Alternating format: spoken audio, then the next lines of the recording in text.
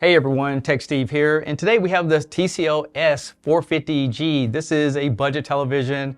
It retails for about $379. I picked it up for $319. I'll leave links in the description if you want to check it out yourself. All right, this TV is going to have all the features that you're looking for. We're talking about Dolby Vision, Dolby Atmos pass-through, 240 motion rate, which is great. And then we have auto low latency for your gamers, voice-activated remote control. Now, it works with Alexa, but it doesn't have Alexa built in. And you can use Chromecast because after all, it is a Google TV. Here's the pricing in United States, and I will tell you that these TVs start off at $279 for the 43-inch, going all the way up to $1,399 for the 85-inch if you have a large living room. This TV does require two people to get it out of the box, but I can handle it on my own. And one thing I do like is that they put the cardboard on there to protect the screen. The instruction book and manual is at the top of this styrofoam, so you may have to pull that out to get access to everything. It comes with a get started guide, power cord, nice size remote controls with batteries, and two plastic feet with the screws. On the bottom of the TV, you have these little notches, and you just want to go ahead and screw these feet in. And you can put them on either side. They're not labeled left or right, so it makes it very easy.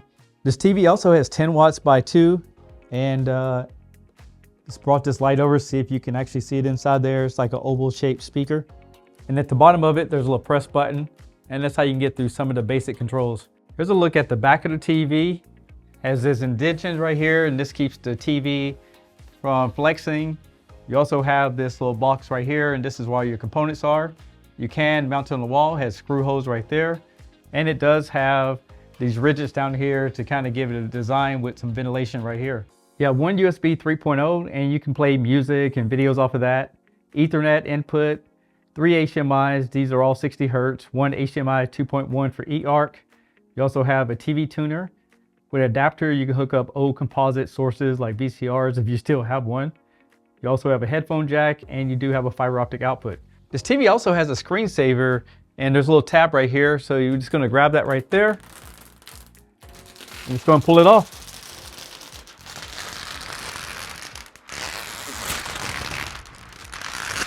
Another thing I want to point out is that this TV does not have an anti-glare coating on it, so if you do have a lot of lights in the room, it will pick it up. So just keep that in mind if you have a lot of windows. Here's a quick look at how you set everything up. You will need a Gmail account and internet access. Now in the middle of the TV, you can find the TCL logo. And if you press that button that I showed you guys earlier, you get this on-screen menu where you can put in standby, change channels, the volume, inputs, and select OK. So overall, this TV has a nice clean bezel. It's black in design, and you can see there's a little bit of trim around the edges here. Even though these feet are made out of plastic, they're actually pretty solid on TV, and I can tell that it will hold it up very well. Now we got it out of the box, and I showed you guys the inputs to design everything. Let's get into the picture quality, because that's the #1 thing that you expect. Well, first of all, I wanted to pull up YouTube TV. It's one of my favorite applications for watching regular SDR content with some HDR option if you want to pay more. Overall, I think the TV is well balanced as far as not being too bright, not having too much contrast, and the colors appear to be very natural and very neutral. So I didn't think it was oversaturated or anything like that. Next, I want to pull up some Disney Plus, and this is where this TV shines. Even though it's not considered a high-end television, I would tell you that it looks really good on anything that has HDR content. I found it to be more contrasty, even though it doesn't have local dimming, and it also has really good color reproduction, which was much better than I expected.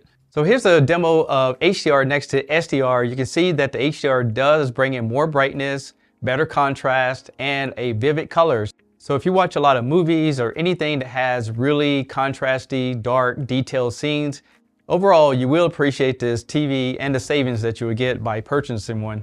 Here's a darker scene on Disney Plus, and I want to show you the different picture profiles so you can see how it changes the picture. To me, I think the economical mode looks the best, but you can see when you put in these other modes that it will change the quality of the picture that you're seeing. And the interesting thing, as you change the picture profile, it also changes the motion rate in a television. So I want to pull up the motion, and I will tell you that this TV has 240 motion rate, and that's really beyond most televisions to smooth out any kind of image that you watch. It seems like instead of you having control over the motion, TCL programmed it to automatically give you the best picture quality depending on which profile that you actually choose. Now for the record, this is an 8-bit panel, and when I ran this test on it, it appears to do a really good job handling 10-bit content, and that's probably why it looks so good whenever you plan HDR to get the maximum resolution out of this TV. To be honest with you guys, the only thing I could really find that this TV lacked was dirty screen effects. And what that means is that when I played a pure white signal or gray signal in there, you can see the different backlights in the system. You have to get a TV that has full array, local dimming, OLED, mini LED. Those type of TVs will support that format. But keep in mind, this is where they start on this TCL lineup. Now, when it comes to gaming, I really like some of the improvements that they did on this TV. For example, on the previous Google TV, you had to go into your HDMI and switch it over to what they call enhanced mode to get 4K. But this TV doesn't have that settings anymore, and it could be the new Google operating system. Whatever you plug into it, it already knows what it is, so then you can jump right into gaming.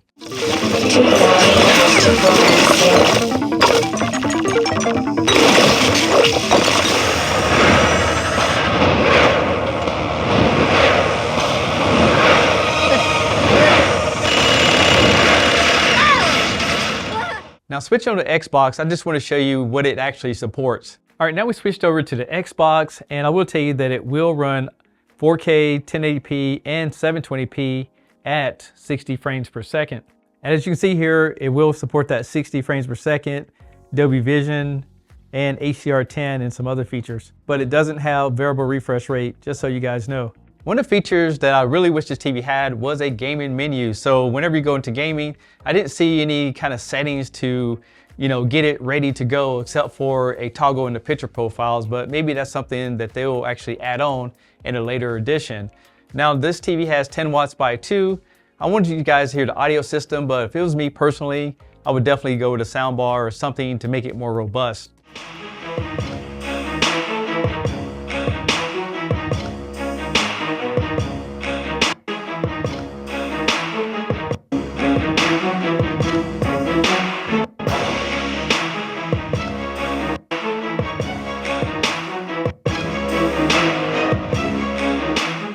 Powered by this Google TV 11, just kind of show you a few things in here. This is your main screen. Go to the top, you can look at live programming, all your apps, including the App Store. Now people always ask me how much storage TVs have, so on this particular one, you can see that it does have 11 gigabytes. Just in case you live in an area that doesn't have good receptions, you have TCL channels. And just like a lot of TVs, it allows you to stream some type of content off the internet. And over here, you can look up by different genres. And again, this is streaming, so you can't record it or anything like that.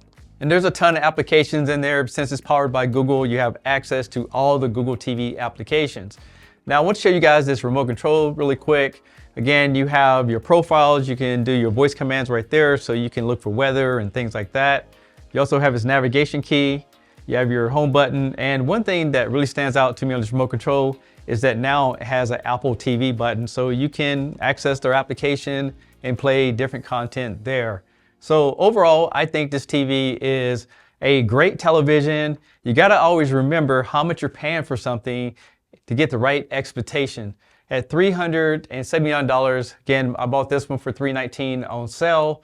I think it's a wonderful TV for someone who really wants the Google operating system, someone who wants to do basic gaming, someone who wants to have a television that can reproduce most content at a fairly reasonable picture quality. I'm Tech Steve. Thanks a lot for watching, and I'll catch you guys on the next one. Peace!